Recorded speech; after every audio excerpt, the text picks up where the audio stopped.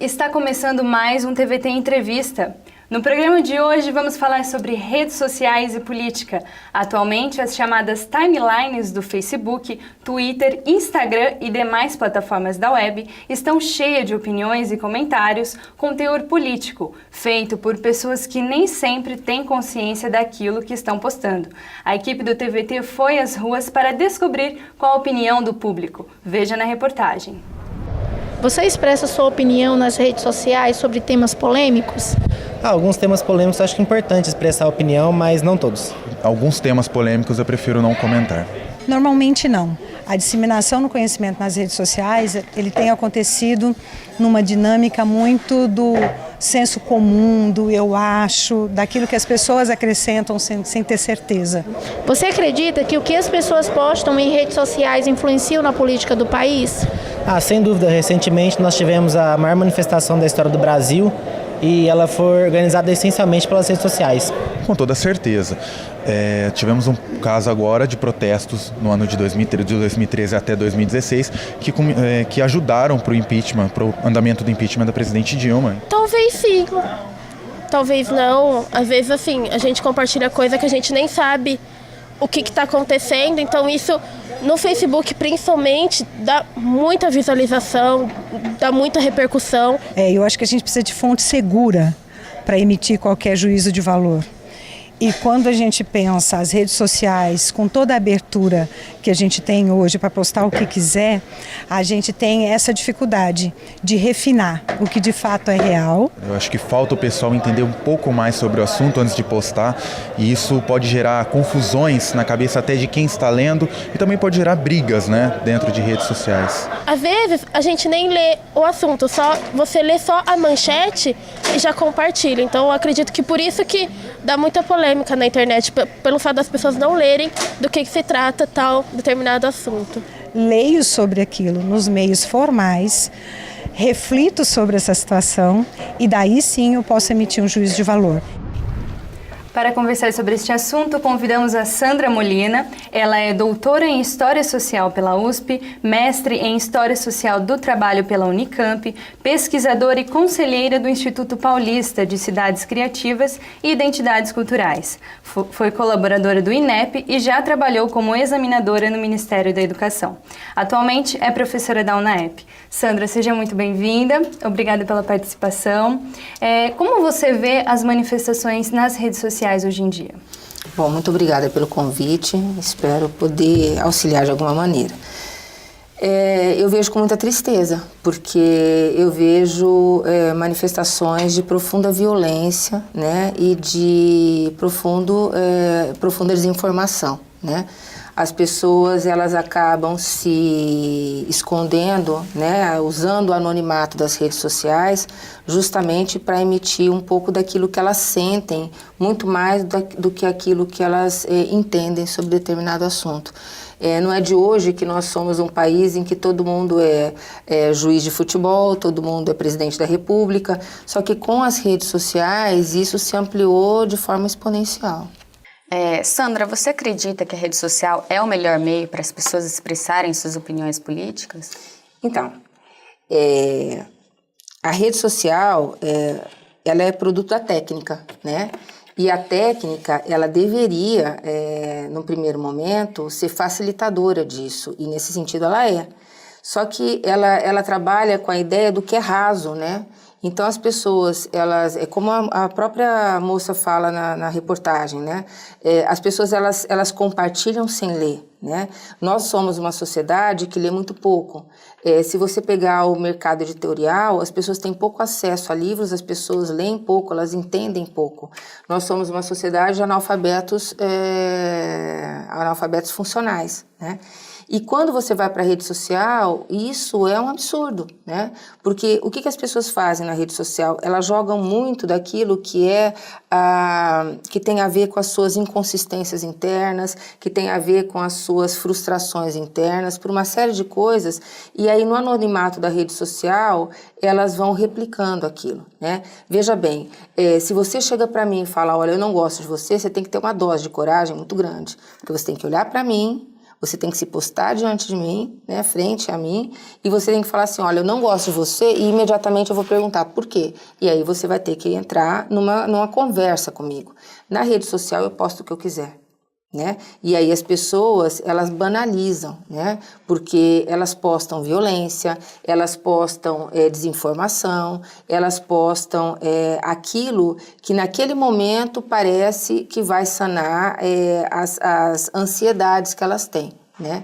E isso acaba fazendo uma desinformação para toda a população, porque isso vai replicando, né? Nós não temos nem muita dimensão, porque as redes sociais elas são relativamente recentes, então nós não temos a dimensão do impacto que os nossos compartilhamentos têm. Né?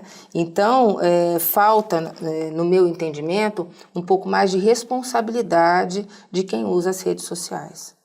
Sandra, você acredita que essas postagens são capazes de interferir nas decisões políticas? Eu não tenho a menor dúvida disso. Porque você tem grupos específicos para analisar essas postagens e medir a temperatura da opinião pública para uma série de coisas. Né? Existem empresas que trabalham isso, existem empresas que observam graus de possibilidade de consumo. E isso se aplica também para a questão política. Né? Vamos pensar em lugares como, por exemplo, o Oriente Médio, a partir de 2010, quando você tem a Primavera Árabe. A Primavera Árabe ela começa muito pela organização que você tem dentro das redes sociais. Mas aí é que é a grande questão. Na Primavera Árabe, você tem as redes sociais sendo estopim para organizar as pessoas para ir para o meio da rua, e uma vez no meio da rua as pessoas não sabem como lidar com isso. Né? Vamos pensar, por exemplo, o Brasil. Né? O Brasil em 2013, com as grandes manifestações que nós tivemos, aquelas sim, manifestações espontâneas, no meu entendimento. As de 2013, elas foram realmente espontâneas. As pessoas se organizavam como? Pelas redes sociais. E uma vez na rua, era de uma espontaneidade que beirava o amadorismo. Eu me lembro, por exemplo, das manifestações de 2013 em Ribeirão Preto, eu participei de pelo menos uma ou outra delas, e eu me lembro das pessoas chegando na 9 de julho e um olhando para o outro, bom, e agora, o que a gente faz? Né? Como eu já tenho uma certa idade e fiz histórias, tem uma coisa que eu entendo da manifestação. Eu peguei quem estava junto comigo e falei assim, bom, agora acaba aqui. Agora vamos embora, porque o que foi combinado era até 9 de julho. Agora está na hora de voltar para casa, né? E por não ter esse grau de perspectiva do que é uma manifestação, de como se comportar numa manifestação, você tem a população indo até a Fiuza e gerando aquele incidente que acabou sendo trágico, né? Mas, para além disso, de não ter noção da etiqueta dentro de uma manifestação, porque nós ficamos 20 anos dentro de uma ditadura militar e a gente está reaprendendo o que é o exercício da reivindicação política, né? Para além disso, você vê o quanto essas manifestações de 2013, elas tinham poucas pautas. Elas tinham muitos desejos e poucas pautas delineadas. Então, se você pensar, por exemplo, nas manifestações de 2013, eram manifestações que pediam educação, fim da corrupção, e na época tinha uma PEC que estava querendo barrar, era uma PEC que estava querendo barrar a possibilidade do Ministério Público investigar. Essa era a única pauta mais delineada e foi o que se conseguiu fazer. Todas as outras pautas se perderam no meio do caminho e elas pareciam tão evidentes nas redes sociais, porque isso gera um outro movimento, né? O que se faz nas redes sociais, o que se faz por WhatsApp, o que se faz por Instagram, parece real, mas não é. O real é a rua, o real é o físico e muitas vezes a gente perde a dimensão disso. Professora, como você avalia o conteúdo das postagens feitas nas redes sociais? Alguns são lamentáveis. Alguns são lamentáveis e refletem exatamente o grau de ignorância política que a nossa sociedade tem, né? Refletem muitas vezes o grau de falta de generosidade com o outro, né? Quando eu vejo o nível de violência que você tem nas postagens em redes sociais, eu fico me perguntando se efetivamente a gente conseguiu avançar um pouco na área da cidadania, né? Porque quando eu penso em cidadania, eu penso na possibilidade que eu tenho de me expressar livremente. Mas eu tenho que pensar também que eu tenho que ter o exercício dos meus direitos e o exercício dos meus deveres. Quando eu vou para as redes sociais e vejo a violência com que eles tratam as redes sociais, eu percebo que falta muito da generosidade com o respeito ao direito do outro de ter a sua opinião, né? E você vai replicando aquilo, muitas vezes sem conhecimento de causa. As pessoas, elas falam de assuntos, elas não têm dados, elas não têm números, e elas vão replicando aquilo e aquilo vira o senso comum, né? E eu me preocupo muito quando você é julgado pelo senso comum, né? Porque muitas vezes o senso comum, ele te condena antes mesmo de um processo de avaliação de tudo aquilo que se passou, né? Veja, nós tivemos aí uma situação lamentável, que foi a questão do estupro coletivo, e as coisas que se perpetuou nessas redes sociais foram absurdas, né? Então, eu acho que são várias coisas que estão envolvendo esse grau de violência, né? O excesso de liberdade sem responsabilidade, né? O baixo acesso a uma quantidade melhor de informação, quantidade de qualidade de informação, né? E, finalmente, uma insatisfação profunda. E aí é muito, muito engraçado, porque as pessoas se expõem demais, né? Então, eu olho para as redes sociais e, às vezes, eu fico pensando assim, meu Deus, o que passa na cabeça de uma pessoa quando ela vai lá e escreve assim, estou triste hoje, ponto. Ou ela vai lá e tira uma foto do prato de comida. Então, ela vai, na verdade, noticiando. Eu acho que é de uma solidão profunda isso, né? É de uma falta de perspectiva incrível que essa sociedade tem. E de novo, né, uma sociedade do espetáculo. E onde você quer ter sucesso e você quer ser visto a todo custo, né? E você não tem dimensão do preço que se paga por conta disso. Como você define as manifestações nas redes sociais que são feitas sem fundamento? Quais as consequências disso para as pessoas e para o país? Como irresponsabilidade, né? A gente não tem dimensão. Eu me lembro quando eu fui... eu também não tinha essa dimensão. Eu me lembro que o ano retrasado, eu lancei um livro e eu postei nas redes sociais. E eu nunca tinha feito isso.